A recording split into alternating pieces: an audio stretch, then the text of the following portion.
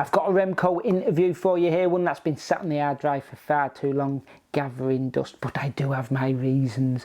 Now, this was filmed back at the Classic of San Sebastian. Quickstep gave me a very last minute opportunity to interview the man in question. I dashed down there, did the film, did the interview, got back and nearly had a few tears because the footage was a bit blurry. It nearly ended up in the trash. Luckily, Quickstep came to the rescue with a bunch of B-roll to cover up my terrible mistake. Now, in this video, we don't just talk about Remco's racing, a little bit about Classic San Sebastian, obviously, but we also talk about his foundation in Brussels, where he hopes to bring along the next generation of Belgian professionals, but also his local pub and Morocco, which he loves dearly, and is also a place where his wife is from. Now, as many of you will know, back on the 8th of September, Morocco was hit by a terrible earthquake, which, as of filming this video, has taken close to 3,000 lives. Now, we didn't think it right to put a video out where Remco talks about Morocco, yet doesn't get to talk about the situation that is going on there at the moment. People may not have realised when it was filmed. Why are we putting it out now though? Because, well, Remco on his social media sites has put a plea out for people to help the Flanders Red Cross, well, help the people in Morocco. I'll put all the links below down there if you can help, and do so. And hey, there's even a chance to win some of Remco's race-proven equipment, all signed, of course. Okay then, shall we crack on with that interview? Yes, we've got Sir Remco here. Man who's in town to defend his, well, hopefully get a third Classic of San Sebastian title, which will get you level with the current person who's got, I can't think what his name is, who's got three as well. I don't know who it is, but I know I can be a shareholder of the record, but I don't know who it is actually. Excellent. Now, I don't know if you've been watching the tour over the past 3 weeks, or well, over the 3 weeks. One of the highlights for me was watching Jay Hindley, trust me, this is going somewhere. Watching Jay Hindley on French TV describe who he was. They went, Jay, explain to the audience who you are. And I don't know, did you see this? No. He goes, all right, mate, that's my Australian accent. All right, mate, I'm from Perth, I'm left-handed. I love smashed avocado on toast, right? So, introduce yourself. Let's see if you can outdo Jay. Yeah, but then I have to speak French or like Dutch with a Brussels accent, but I don't think you want to hear that. I wouldn't mind, go on. I'm not so good at it because it's quite something from the past, but yeah, who am I? I'm Remco, I'm Belgian. I've been playing football for 13 years, since 4 years of age till 17. Then was a bit sick of it, changed into cycling. Then thanks to the cycling, I really found again the love in sports and just in life. So yeah, then 1.5 years later I became professional cyclist. I'm married now with Umi. She's Moroccan Belgian. You can't forget that. You get in trouble if you say that. It's my life, no? It's my life. So she's Moroccan, from the area of Marrakesh. Nice. Never been there, so I'm always pushing her to go there. So I hope next winter will be the case. So yeah, I think if we talk about foods, I really love Moroccan food. Yeah. Did you try it already? I've had a little bit, not loads, just a little bit. What's your favourite dish then?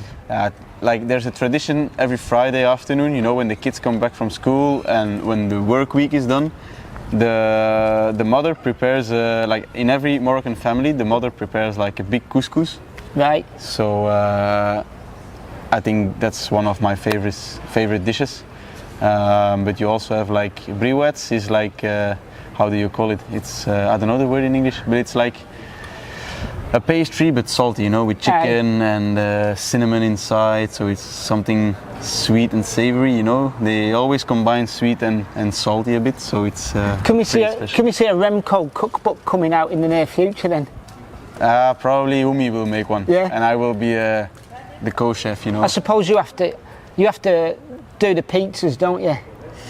No, actually, not anymore. My wife cooks very well. so she does everything, and I'm just the lazy guy laying back waiting for the food.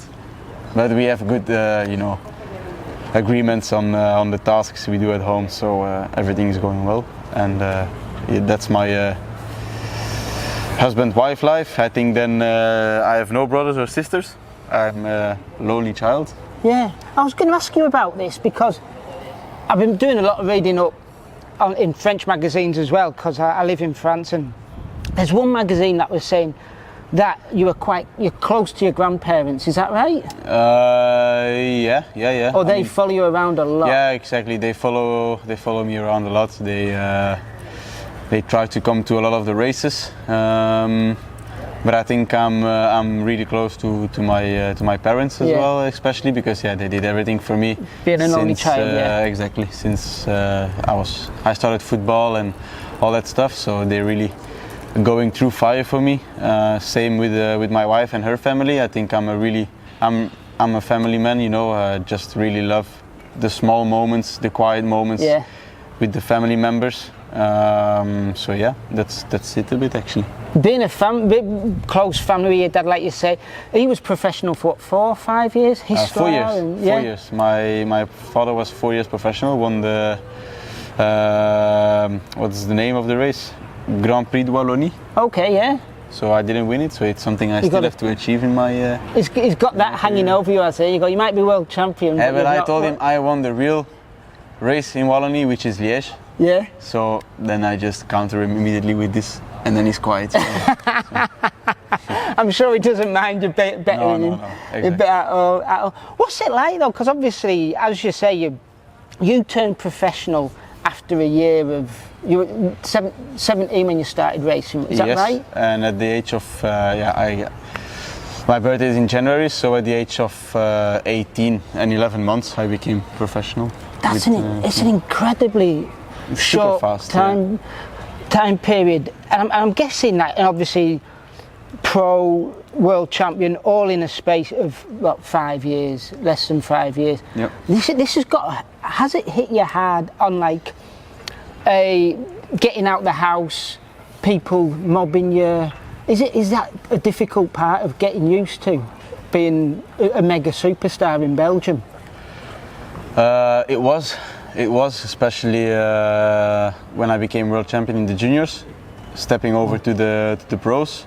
That was a pretty difficult period, and I think also now last winter was pretty crazy. Aye. Being the first Belgian in 44 years to win a Grand Tour again, becoming world champion, and in the same amount of time actually, just a few weeks after, which was I think that period really hyped up everything even more, and it was pretty difficult to deal with in the beginning, but I think together with the team and with my family and my and the close people around me, they really helped me to get through all of that, because it's really easy to kind of lose the pedals, and just walk into all that attention, and I mean, it's super easy to lose control over everything. So we really decided to really keep the things in the bubble, let's say, and I think that was a really good thing to do last winter, because otherwise I think my head would have been more all over the place than like giving attention and the motivation for the bike and for the trainings and for the next season. So it wasn't easy at all, but I think I have very strong and good people around me to help me with all of that and to deal with all the pressure that comes with. It sounds like they're the ones that have sort of, you look back and you've got the curse of the rainbow stripes, and it sounds like they're the ones that are keeping you grounded. Don't go to this event, don't go to that event, because that's generally when you're world champion, getting you invited to a lot of events. Yeah, exactly. Too much cake. Exactly. And then that's when you have a bad season. And I'm guessing they're the ones that have gone, nah, you need to keep on the straight and narrow. Yeah, exactly, because we also knew I was going to the Giro. The Giro is in May, which is pretty soon. Yeah. So I had to refocus quite early and quickly. But I think, like you said, the people around me, my family, my wife, also especially Phil, because I was in close contact with him. He really helped me to to deal with all the pressure, to deal with all the requests. Yeah. So I think we did a good job in that, and I think that's also something that really helped me to keep the feet on the ground and to not lose the head. Excellent. Because funnily enough, only about a kilometre from here, 3-4 weeks ago, I was chatting to Marcel Kittel, who left the sport, as I'm sure you know, because he didn't like how it was playing on his mentality. I think he'll be open enough to say that. Have you had anybody within the sport who has sort of guided you? I know you were close to Gilbert, Yep. roomed with him. Has there been certain riders that have guided you through being a professional at such a high level at such a young age? Yeah, for sure. I think also Ilio Keese, maybe even more, because he was always my roommate at the training camps, at the races we did together. So I really took a lot of experience from him. Also Gilbert, of course, but that was more about in the race, you know, because he was one of those big champions that could win everywhere. But Ilio really guided me through the quiet moments, let's say, where you don't know what to do actually, and when you don't know how to deal with the situation. So I think those two really played a big role in my development as a rider and as a person / athlete. So I think those two really have a big part in my evolution. We've just had a helicopter pass over. I'm guessing, I'm hoping they've not ruined too much of your answer there. I'm guessing they're getting ready for Classica tomorrow, the race. Right? How excited are you? Because obviously, excited, yeah. Last time you were in Spain, you did pretty well as well, didn't you, at the Vuelta? Yeah, yeah. Exactly. Is there something about Spain? I don't know. The style of racing? I think it just works well for me. Also Catalonia, I had a super good race, 2 stage wins, 2 times second, third, 5th, and then second in GC. So it looks like Spain is just the country where I perform in, and it's something that really suits me well. I'm always in a good shape, like in the summer period. So July, August, September is really a period that I'm in super good shape. So yeah, it's just something about Spain and me that there's like this click, you know, and it just works. You stay clear of the tapas and the cheesecake. Yeah, I'm really this I can really avoid well, but for sure tomorrow evening, I mean, after the race, there's something that has to be kind of a cheat, you know. Bit of tapas, local beer. Yeah. Awesome. Now, I've also been told that you've got an academy back in Belgium. Is this right? Yes, exactly. It's actually, I mean, it's not really, it's an academy, but it's more kids from the city of Brussels that don't have the, let's say, the possibility to actually ride a bike. We want to give them the possibility and help them because, I mean, practicing cycling is expensive. Oh yeah. You have to buy a bike, you have to buy a spare bike, you have to buy at least 3 pairs of wheels. Yeah. For every bike, a pair of wheels, and then a spare set of wheels. And we just want to help these kids because we know they're in kind of difficulties. Hello. He's come with a baguette. Yeah. They're in kind of difficulties and not able to ride their bikes. Aye. And also in the city of Brussels, it's almost impossible to ride it in a safe way. You know, there's so much traffic. There's not really good bike paths. So we just want to help them and kind of make a closed terrain where we will design a small parcours. All right. So you bought some land. You're gonna. Yeah, it's more hiring. So we hired the piece of ground, let's say a square like this, but a bit bigger, close to the Atomium actually. Okay. The nice. National Monument, and it's going to be every Wednesday afternoon. You know, when the kids have the break day in school, off. because then the school is only until 12 or 1 in the afternoon. So then they come there and have a practice, and then we try to develop themselves, the kids, not really as riders in the first state, but more like athletes. So they will go run, they will go mountain bike, they will ride on the track, they will ride on the road. So we really want to develop them as athletes, because from my point of view, I've been playing football for so long. I did a lot of different type of sports, so running, core stability, you know, explosive exercises, endurance exercises. So I think we just want to develop them and give them a taste of cycling, and hopefully we can let them grow. And I think there's like Specialized is working with us on this. Right, yeah. On this academy, they give us like 40 bikes, if I'm not wrong. That's not a bad number, is it? No, exactly. Bikes and helmets. So they really want to help us with this academy and to develop the young kids. So we hope it's going to be the big thing in the next few years. Hopefully get another bunch of, another world champion out of that, eh? Yeah, actually, because the rumor said that the World Championship in 2030 should be in Brussels. Oh, nice. So let's say the big dream is to have like one girl and one boy from this academy to participate in one of the categories. What's the academy called? It's R.EV, Brussels Cycling Academy. So R.EV is my initials. So that's it. Awesome. I've also seen there's a bar in Belgium that seems dedicated to you. I want to make it homage. I want to get there at one day. What's it like to have a bar just that there's a painting of you on the wall, isn't there? Yeah. All your jerseys, your signature made up out of neon light inside. What's it like? Because obviously 23 years old, there's not many 23-year-olds who can say they've got a bar like that. And I think even in America, can you get in a bar at 23? Oh, looks like, no?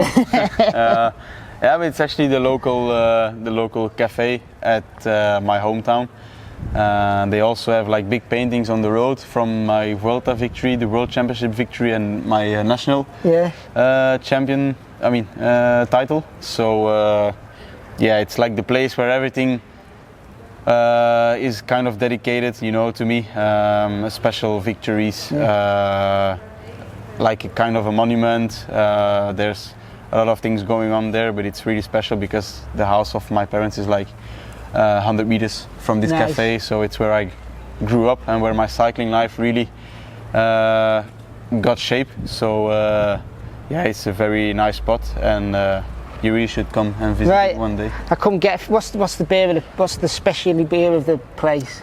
They call it Burke. It's like I think 250 centiliters of Stella. But I don't know how it tastes because I don't drink any alcohol, so for sure there will be enough for you. Of course, because the team sponsored by, is it Maize? Mass, yes, Mass, for sure. They have a lot of beer. Mass as well, so but for sure we'll make everything. There will be enough for you, I will make sure. I'll get myself there. I've just been given the finger. I mean, like, not that way. Say 2 minutes left. 2 minutes left. Let's talk about Classica then. What draws you to the race? Obviously, you've had 2 wins here, and the race first started in 1981. I don't know, do you know much about the history of the race? Not really. I only know that I won it twice, and that Gilbert has 1 year as a Belgian. Yeah. Julian 1 year, my teammate. Because I really don't know a lot about the history actually. What about the history of the sport as a whole? Because obviously you grew up, I'm guessing, absorbing football culture. What's it like to, I suppose, have 5 years of trying to absorb what cycling culture is? Is it that way, or did you grow up with football and cycling culture in the house? More football, of course, but I definitely watched a lot of the races because I'm Belgian, live close to Brussels, but just a bit in Flanders, so Tour of Flanders, Roubaix, all the big races, Tour de France, of course. So I think it's a bit of both, but probably more football because I've been in football for 40 years. So, but I know a bit of both. Yeah. All right, then here we are. Who would be, if cycling was a religion, who to you would be like the god, or like the Pope of cycling, or like, I don't know, the Buddha? Who would be the top dog of the cycling world? Who would be controlling the religion?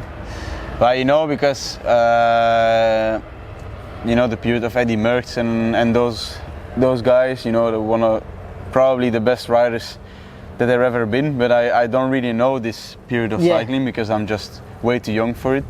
So for me, it's more guys like Gilbert, Valverde, Tom Boonen, Contador. These guys. Froome also, because Froome is the guy that I saw winning all of his Grand Tours. Contador just exactly the same. So for me, it's more those guys. But if then I have to say somebody, it's gonna be Gilbert. Right, I think we'll leave it at that. We're good, Phil, are we? I'll let you get in. I'll let you Thank get you. your feet up for tomorrow. Thank you very much. Yeah, solid stage. Thank you for your time. No problem. Absolute pleasure meeting you.